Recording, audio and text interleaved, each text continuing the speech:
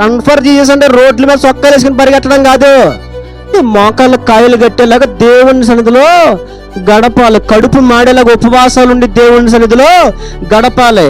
దేవుని కొరకు నీ కష్టాన్ని, నీ ధనాన్ని, నీ బలాన్ని, నీ సమయాన్ని వ్యయపరచాలి దేవుని దగ్గర.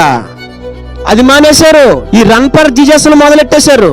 ఇది వాక్యానుసారమైంది కాదు. అసలు ఇది యేసుతో నడవడం ఏంటో వాక్యములో ఉంది. భక్తులు నడిచారు. దేవా నిన్ను వేకువనే లేచెదను, నీ కృపను గూర్చి నేను పాడతానని మాట్లాడాడు దావీదు. ఇదిగో నీ న్యాయ విధులను బట్టి నేను దినమునకు 7 మార్లు స్తుతిస్తున్నాను, 3 మార్లు ప్రార్థన చేస్తున్నాను, ధ్యానిస్తున్నాను నీ వాక్యమును. ఇది దేవునితో నడవడం.